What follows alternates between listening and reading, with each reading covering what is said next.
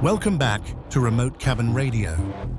Tonight, we continue with the third part of our special investigation into Sasquatch reports from Joint Base Lewis-McChord in Washington State. Nestled in the Pacific Northwest, this military base is steeped in history and shaped by its unique natural environment. The region's climate is typically cool and damp, with heavy rainfall in the winter months, creating lush, dense forests that stretch for miles. These towering evergreens, along with thick underbrush and mist-shrouded landscapes, form an ideal habitat for something or someone to remain hidden. Joint Base Lewis-McChord sits near the base of Mount Rainier, a dormant volcano that shapes much of the area's rugged geology. Glacial melt feeds into rivers and lakes that snake through the region, supporting diverse plant and animal life and adding to the forest's mystery. It's easy to see how something as elusive as Sasquatch could remain undetected in this vast and complex landscape. Fred Bradshaw, a retired Sheriff's Department officer and former soldier, had his own unforgettable encounter in the vicinity of this military installation. Tonight, we follow his trail through a series of strange experiences on and around JBLM. Stay with us as we delve deeper into the unexplained.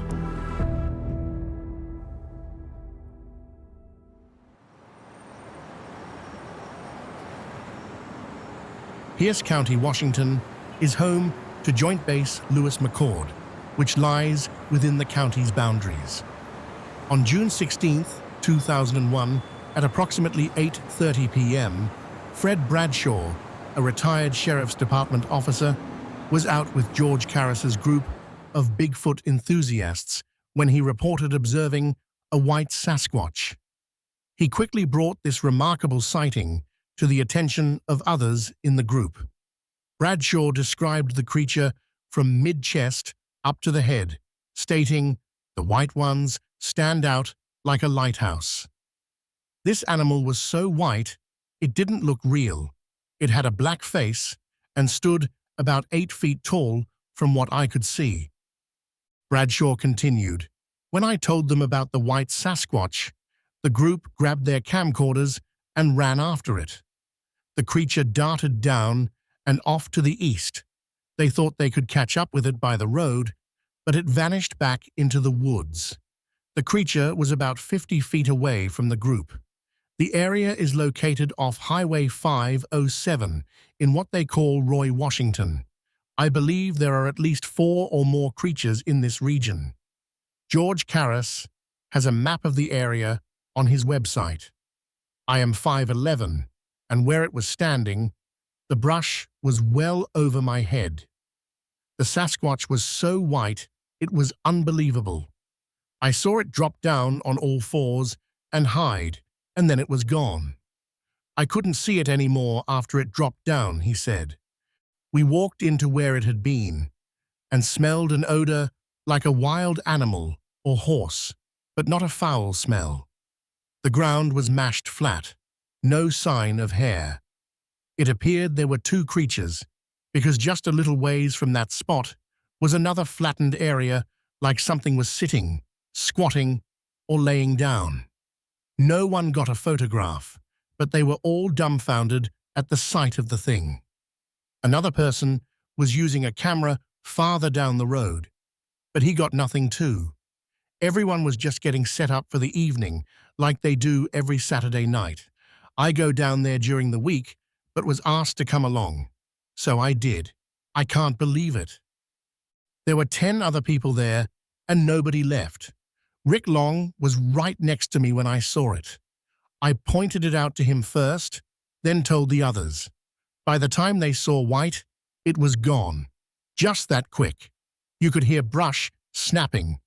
Then nothing. Just silence. I know it's hard to believe, but 8 others saw it at the same time. Bradshaw continued with his story. A fellow by the name of Brian Angle had a woodcutting crew in there on the other side of Fort Lewis Army Base at Gate 308. About 3 miles down the road, there's a crossing. They were to park in that spot to eat lunch. Suddenly, something came in behind their truck and screamed bloody murder at them, forcing them out. They left in a hurry. Brian met the men coming out. They told him about the screamer and he let them go home. Funny thing is, one guy quit on the spot. He was so scared.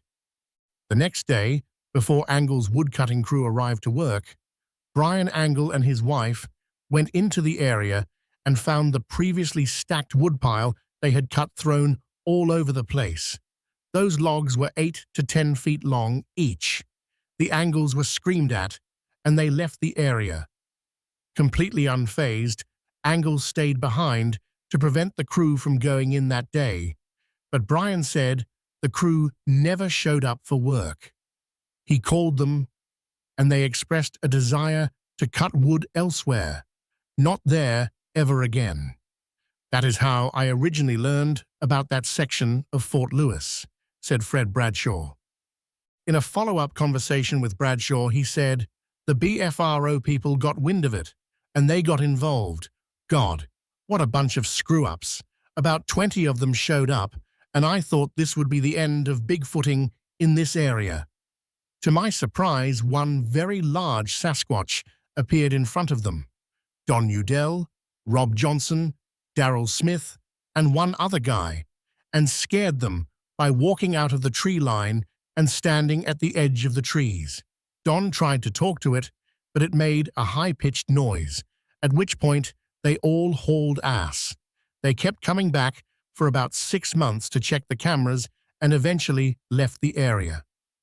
Then, on April 12, 2002, I recorded another email from Bradshaw about more events that took place in and around Joint Base Lewis-McChord.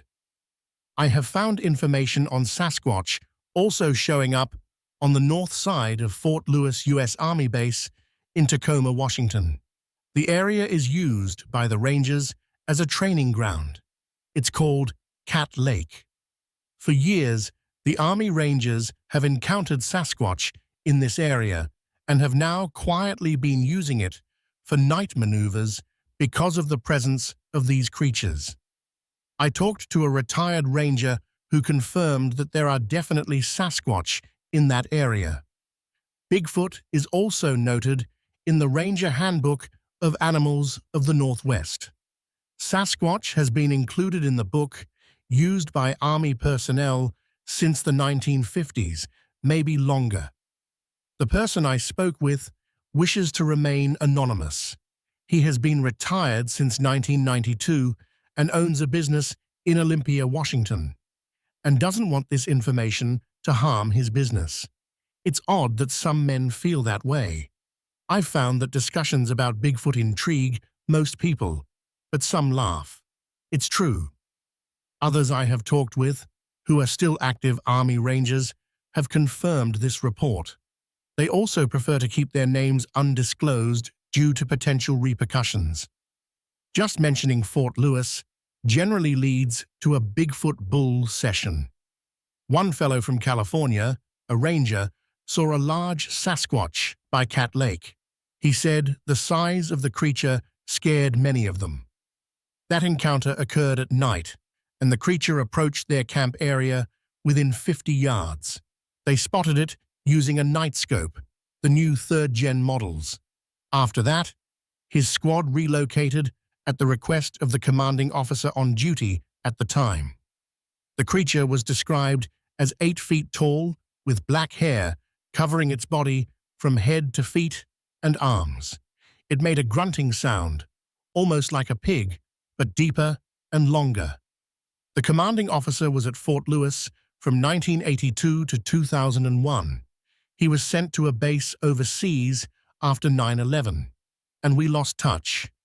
In other correspondence from Fred Bradshaw, there were many rumors of Sasquatch sightings in the area of Fort Lewis, but generally it's kept quiet because the U.S. Army doesn't want people running all over the base while maneuvers are underway. I respect that, but I'm not sure that is the real reason nobody on base talks about it on the record. I live close to the base itself, in the city of Roy, and have worked the areas of that forest that are close to the perimeter of the base itself. It's a huge, almost indescribable forested area. I often meet base personnel and have been asked to join them on outings on base after the training is over. I once received permission from the CO to go on base to look for tracks along with an Army Ranger sergeant. The sergeant saw one of the Bigfoots on base too. Right now, it's closed to the public. It doesn't matter to me what opinions people had of Bradshaw. I had long hours of conversation with him. Nobody knew the woods around Fort Lewis Army Base like he did. Most of Fred's critics never saw a Sasquatch, much less ever set foot on the base itself. Bradshaw was seriously one of the good guys and retired law enforcement. I thoroughly enjoyed his contributions to the subject. I think Bradshaw was a man before his time. What he knew fell on the ears of researchers who were ensconced in the deep ape theorem. These people were unable to accept all Bradshaw knew. Shame. Today, the ape theorists are trying to figure out a way to scrape the egg off their collective faces. DNA, presumptive for Sasquatch, has done much to eliminate apes. As Dr. Melba Ketchum stated, her loudest detractors have been ape theorists. George Carras was once a prominent figure in the Sasquatch community, known for hosting Sasquatch Northwest, one of the earliest Bigfoot-related message boards. He did an excellent job connecting enthusiasts and researchers alike. Carras recorded a remark from Fred Bradshaw about Sasquatch behaviors. They have been known to roll in the blood of the animals they've killed and to spread their own feces on themselves to keep the unknown away.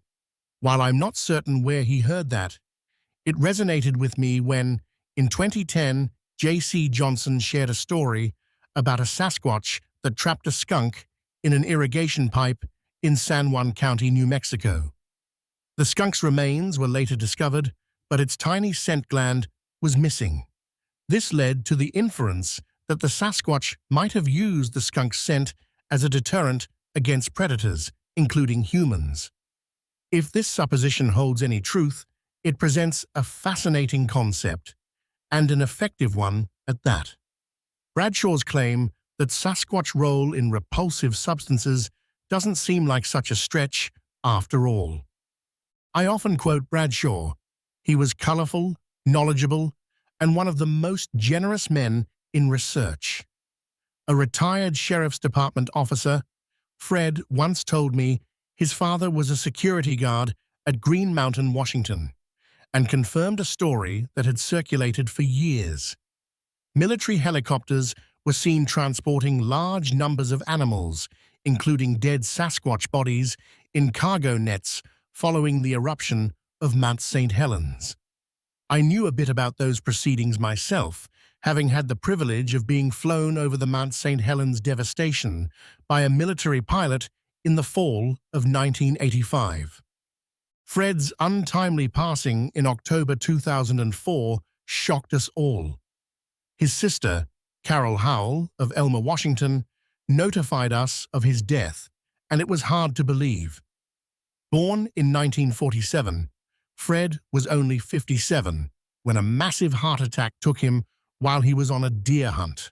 He was a great loss to the Bigfoot community, not just for his knowledge, but for his character.